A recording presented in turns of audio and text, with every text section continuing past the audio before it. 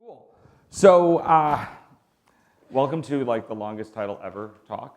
The title is actually longer than the entire rest of the talk. But I'm going to be talking about this idea around organizational trauma, and I'll explain what that means. This is kind of maybe a little bit more of a heady talk, so there's no Grafana dashboards or anything fun like that in here. But there are zebras. A little bit, very quick intro about myself, because I feel like this is the thing to do and tell you who pays my bills. So anyway, this is me on Twitter. You can engage with my brand. I'm at Matty Stratton. I work for PagerDuty. I'm a DevOps advocate, so I talk to people about better ways of doing work, incident response, all that good, fun kind of stuff. So yay, okay, PagerDuty paid for me to be here. Now I'm done talking about PagerDuty. And also, speaking of brand, apparently I'm known for my hair. So I've been told that I have the best hair of any developer advocate. It's super frustrating because I actually want to get a haircut, and I feel like I would be letting down my fans. Anyway, I posted a link in Slack too if people want to follow along with the slides. They're not quite as in-depth and as involved as some of the other ones, but I know this is a useful thing. And I made a bit.ly because, I mean, Cheslak did it, so, you know, there must be thought leadership or meat leadership. I feel like this is important. So there's discussion of trauma and post-traumatic stress. I'm not speaking about a specific trauma, but just to be aware that that's kind of one of the things we'll be talking about in this talk. And then along the other disclaimer is I'm a trauma survivor. So this is based on experiences I had. I spent a month in a rehab facility last year for trauma. So there's things that I learned about post-traumatic stress. So while I'm a trauma survivor, I am not a mental health professional. So this, you know, is not medical advice, and we're not really going to be speaking about individual post-traumatic stress anyway. So let's talk about zebras, because, right, you know, zebras are cool. So imagine you got a zebra at rest. There's no threat of predators. Everything's kind of chill. Zebra's sitting there eating some grass, maybe thinking about making more zebras. It's cool. This is operating within what we call the rest and digest function of the parasympathetic nervous system, aka chill zebra is a technical term, right?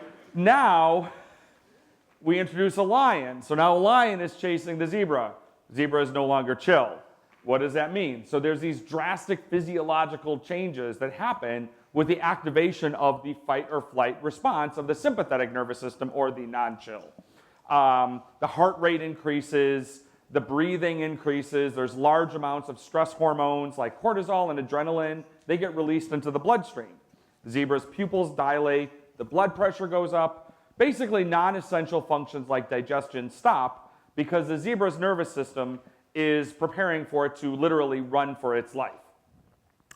And then if the zebra gets caught, the zebra's nervous system is overwhelmed, right? It's got no further solutions, and it freezes. It plays dead. This is called the freeze response. So when the zebra plays dead, the lion might kind of drop it and maybe move on to go try to catch another zebra, because it's like, you know, I got a lot of lion cubs, I might need 2 zebras. If this happens and the zebra manages to get away, the zebra shakes. It literally shakes it off and returns to a resting state. And it goes back to chill. It goes back to rest and digest, goes back to the parasympathetic nervous system. Now, here's the real key thing. And if you get nothing else from this talk, it's probably going to be this next piece of information. So if you're the kind of person that likes to take pictures of slides, it's going to be this one. So be ready. Here's the thing. We aren't zebras, right? So the autonomic nervous system, which is the fight or flight response, this is common to all mammals, right? All mammals kind of have this thing, right? Now, the difference, though, is humans have this thing called a prefrontal cortex. And zebras and other mammals don't have this. So usually this prefrontal cortex is an advantage, okay? This is where executive function happens. So like understanding the difference between good and bad, same and different, understanding consequences. These are all things we can do thanks to our wonderful prefrontal cortex. But the disadvantage is, for as brilliant as we like to think our minds are, they aren't always the smartest thing ever. So the prefrontal cortex is where we mentally replay traumatic scenarios. And this activates our sympathetic nervous system exactly like the real threat could. our prefrontal cortex can't really tell the difference between a real threat and a perceived threat, and we physiologically respond the same way to whether or not we're really being chased by a lion or if we just think we are. We have the same physiological body response. So Dr. Peter Levine, who's done a lot of work in the area of somatic experiencing, and who's who I also kind of borrowed the zebra analogy from, says, so think about this. Animals in the wild are not traumatized by routine threats to their lives. But humans, on the other hand, we can be readily overwhelmed, and we're often subject to traumatic symptoms of hyperarousal, shutdown, and dysregulation. So again, this is a doctor telling you the same thing I said when I said humans aren't zebras, but it's using a lot better words. So therefore, it must be smarter, right? So this is the deal, right? So this is something we call the window of tolerance. And what does this mean? So it's this zone of emotional arousal that's optimal for well-being and effective functioning. And the way we kind of think about this is there's, arousal activation, a thing happens that kicks off the sympathetic nervous system, the fight or flight response, and then we kind of handle it, and then we settle back to the parasympathetic, back to rest and digest, and we kind of work. And this is kind of how we function. And as long as we're functioning within this window of tolerance, and this range does differ for everybody, everything's kind of okay. That's normal, right? Like that's okay. That's operating, normal operating procedure. We're not always kind of on a flat line. We go up, we go down, but we're always within this window of tolerance for effective functioning. Now, but when there's a traumatic event that kicks off this idea of trauma, things change a lot. And we can we operate outside of our window of tolerance, and we can kind of flip back and forth and kind of oscillate. Or we also can sometimes get stuck on or stuck off, where we're constantly up into fight or flight, kind of always overactivated or underactivated. So like if we're stuck on, symptoms of that would be things like anxiety or panic, the inability to relax, hypervigilance, that's going to come up in a minute. Digestive problems usually come along with being stuck on. But then also we can get stuck off. This is another thing that can happen. Again, we're operating outside of our window of tolerance. That's where we see things like lethargy or depression. We also see digestive problems there too, because if we think about it, it's from the inability to move between rest and digest and being activated is where these things can happen. So this being stuck on is hyperarousal, right? That's similar to being always fight or flight. And hypoarousal is being always frozen. That's kind of the difference between those two. Now, trauma is not simple. Right? We like simple things. That's how we are as people. We want simple answers. And just like I said, the window of tolerance varies for everybody. What's traumatic for me and things like that may be different for you. So some things to think about with the nuance about this is, what is trauma, right? That's when one solution, when the active response to the threat doesn't work. The nervous system's been overwhelmed. So there's no one particular place where that occurs. It can result for real and perceived threats, just like I said. The nervous system's activation is the same, whether it's real or it's imagined. And then the other thing is what I perceive as overwhelming or my capacity for a solution may be different than what you perceive as overwhelming, right? So it's relative and it's subjective, which makes all this stuff really difficult. What does this have to do with organizations, though, right? Like, again, we're talking about what does this mean for your company, your team? How can this apply? So let's think back to this again, thinking about a deregulated nervous system, but how might this apply to an organization? And my postulate here, my theory or my thought, and this is again making it sound like big words and like big ideas, my big thought leadership for you here is that an incident or an outage is similar to an organization, to a traumatic event, right? That it can be perceived in a similar way.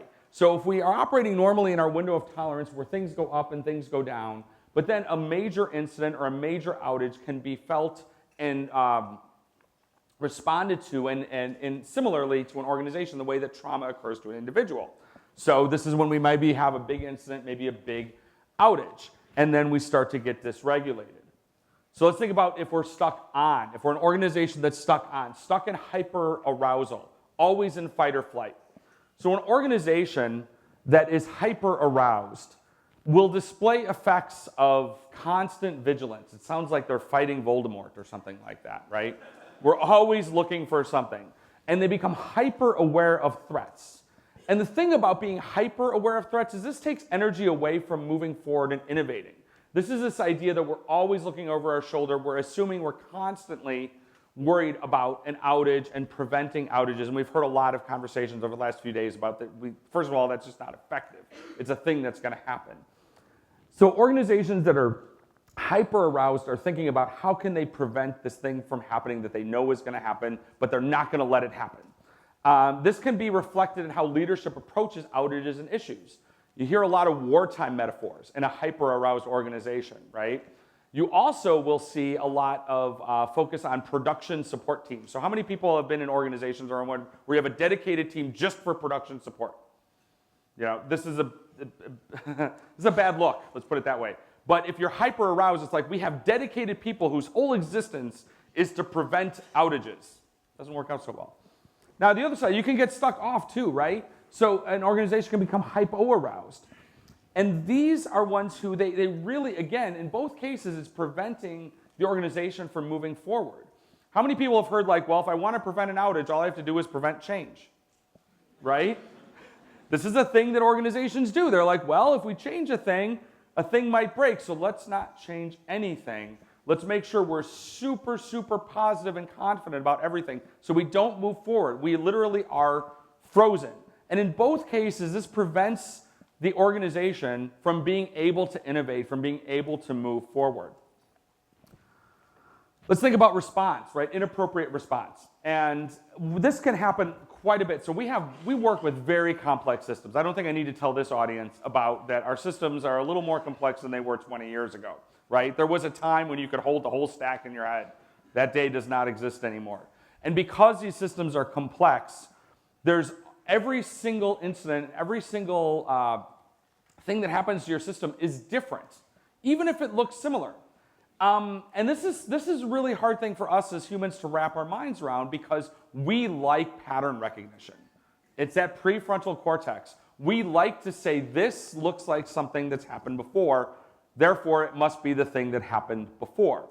I used to make a joke when I said you could always tell a seasoned senior sysadmin because something bad would happen and they would say, I've seen this before. And I thought that was a good thing.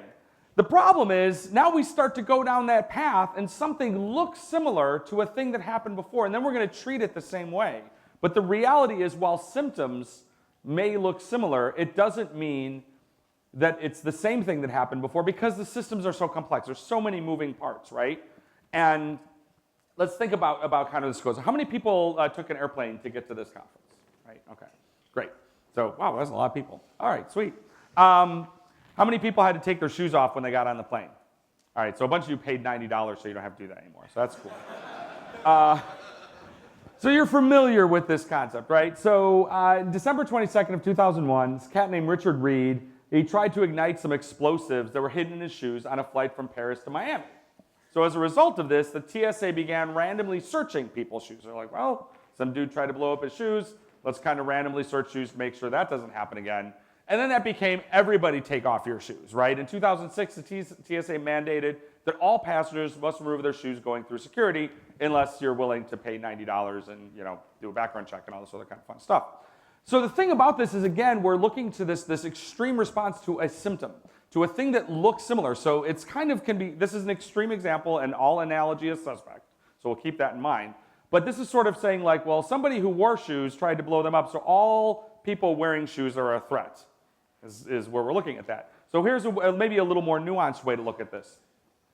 Jennifer Brea says, we have a saying in medicine that when you hear hoofbeats, the first thing that should come to mind is a horse, not a zebra. This too cute by phrase has killed so many zebras. And what does this mean? We're looking at this and it sounds logical at first, right? We're like, yeah, it's most likely, you hear hoofbeats, it's probably a horse because there are more horses than zebras. But what about when it's a zebra?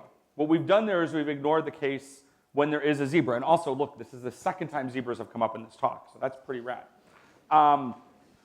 This is sort of like thinking about root cause.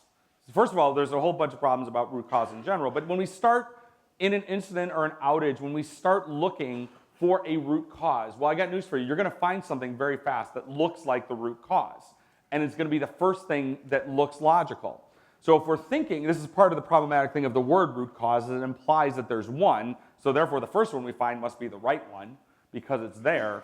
This is also why we don't start looking for symptoms. We don't start looking for what the cause of the incident issue are right away. We're looking to restore service, and we want to keep an open mind to the things that might come into play. We want to think about when they are potentially zebras. So what can we do to understand the window of tolerance as an organization? How can we identify when our organization is dysregulated? So again, remember, the window of tolerance varies from human to human as individuals, and then also every organization has a different window of tolerance. How much of a response is going to cause your organization to go off the rails and become dysregulated? And that's a thing that there's no magic, story. And I can't tell you that if you buy some PagerDuty that you will magically know your window of tolerance and everything will be great. My salespeople would probably love for me to tell you that, but it ain't true. So you're going to have to do some thinking. You're going to have to think about and look at some of the symptoms and think about when you're doing your post-incident reviews, you're doing your postmortems, did you become dysregulated? Did your organization start to go down this path? These are some of the questions to start asking. So along those lines, so we kind of talked before about how Dr. Peter Levine, I should say, said that animals in the wild, they don't become traumatized by these routine threats. They move along. Okay, so let's take this and let's make an analog for organizations. So we could say that resilient organizations, they're not traumatized by routine threats to their mission or business. These routine threats, these are things that happen, right? Non-resilient organizations are readily overwhelmed. They often are subject to the symptoms of dysregulation, overreaction, shutdown, and lack of regulated effort. And you want to know who said that? It was me. But I'm also not a doctor. So take that for what it is. But what does this mean, right? You're saying, like, if your organization is resilient, these routine threats to your business do not cause your organization to kind of go off kilter. They're things we become used to, and we know how to respond. And we talk about being regulated. And talking about the word regulate is not a reference to Warren G., even though that might be a little on topic for our music for the conference. But it's how do we take a deregulated state and become regulated? Okay, we've identified that maybe we have these symptoms. What are some actionable things? What are some actual stuff? You're like, this is all great, right? This is all great deep thinking crap to think about before I go eat lunch. But like, what are some things we can actually do? All right. So one of the treatments for post-traumatic stress is this thing called eye movement desensitization and reprocessing, which we call EMDR because otherwise it'd be way too hard to say all the time. And in this case, patients' difficult memories are kind of revisited with a positive association that's reinforced through external stimuli. So it could be flashing lights, and basically they're trying to activate both sides of the brain while creating this association between the painful memories and something safe. So how can we do that as an organization? We're saying, well, this is a thing that helps with post-traumatic stress with individuals. So what's organizational EMDR? And I don't mean that during an incident everybody should be sitting around with like little blinking lights or little tappers or that's just probably not very effective at all and fairly distracting. But what can we do to achieve the same result? Part of this is saying we're trying to lead with the body. We're trying to create a physiological response. So we talk a lot about game days, and this is why game days can be really, really helpful for this. Because what we want to do is make an association between outages and incidents with a safe place, right? And game days can be a great way of doing this. Because here's one of the things that's kind of interesting. If you think if you've been doing this for a while, we're kind of living in a world now where there's lots more people on call than used to be before. And it's awesome. We're like, great, we got developers on call now, and we're sharing the load and all this stuff. Well, you know what one of the downsides of that is you get a lot less practice in doing incident response. Because I got news for you, right? I remember back when I was a sysadmin, and I was on call for 7 days every other week, I got lots of practice in figuring out what to do when things went south. But it's entirely possible that in longer rotations with longer people, you can go and you might only deal with incidents once or twice a year. So the problem is they become exceptions. Not only do you lack practice in doing them, but they also are these weird things that kind of make us respond. So what we want to do is we want to get good at it. And so game days can be a great day to do this, but they have to be done really properly. You want to keep them low stress and safe. The point isn't to practice under pressure. You will get plenty of practice working under a stress condition in lots of other ways. What we're trying to do is associate with the response with a safe environment. So, and the kind of, when you're doing this exploring, this exploration in a game day, it's a little bit like meditation. There needs to be guidance. And the reason where this comes in, so with some kinds of trauma, meditation is really helpful. But the problem is people might go into their inner landscape through their meditation, and if they're not prepared and they're not guided, they're going to encounter their trauma, and then what do? They don't have a plan. They don't know what to do. So they could either be overwhelmed by it, or they find a way to go around it. So similarly, if you don't really have a plan in place for our game day, if we're like, we're just going to do a thing, we can get wound around the axle around the wrong things. We can get really hung up on certain process things. We can start thinking what we need to do is try to get people to practice and stress them out. And I know some people do that. And what we want to do is we want to make sure that we're not avoiding the issue, so to speak. I know I've had a scenario where we talked a little bit about during a game day, who needed to understand what the failure injection was. And they're like, oh, well, we want people to practice troubleshooting, so the people taking part in the game day should not know what it is that we're going to break. They're like, well, it's not about practicing troubleshooting. It's about it's about going through the motions so that we create this physiological response. So thinking about that, when we think about doing planned failure injection, and again, this is like 101 compared to like what Nora's talking about. So just think about the ideas, not the implementations. So what I think is really important, though, when we're running planned failure injection, as much as possible, this is a great opportunity to run them like you would run a real incident. So I know I said I was done talking about PagerDuty, but I got one more thing. So when we do Failure Fridays at PagerDuty, we follow our full incident command process for them. We actually run through it. And in fact, if you're going to go on call as an incident commander at PagerDuty, before you do that, you have to run a Failure Friday. And it's giving us this sort of, not only is it practice about saying like, okay, it's kind of a low stress thing, because I mean, we know what's wrong because we broke it on purpose, right? Or we created the own thing. It's doing this because we do them during a normal time that's low stress. It's creating this association that's like, oh, when I'm in the war room, it's okay. This is just the thing we do on Friday. So if it happens at 2 in the morning, I'm just doing it at 2 in the morning now. And this might sound like, hey, you know what? I'm a smart human. You can't fool me. I got news for you. We could fool you, right? This is another reason why it's a really good idea to run incidents at their initial severity. So, and what I mean by this could be like, it'll happen. Like you'll get an alarm, something will come in, and it looks like it's an incident. And maybe you start working it, and then you realize, oh, everything's fine. Does this mean you just like log out of Slack and go do your thing? Like for us, we don't. We still finish it up. We still do a postmortem. We still do everything. And this is all about making it so that incident response is just, we have this association that it's just business as usual. It's just a thing that we do, right? And we have to process failure. So the idea of blamelessness is just the beginning. It's really important that our postmortems and our post-incident reviews are blameless, but that's not enough, right? We have to process this failure and outage through all the information we have, and it actually has to have a conclusion, right? We can't just sort of be like, well, we started talking about it, and then it just kind of drifts away and does its thing. John talked the other day about, again, how it's important that we're not just filling out forms, we're actually, and I believe it's really important that we treat these things as telling stories, right? Because there's this misconception that to process trauma is just to get it all out, right? If I just spew out all the stuff about the thing that happened to me, then I will feel better. That's not quite right, right? You have to integrate the experiences into this more coherent whole.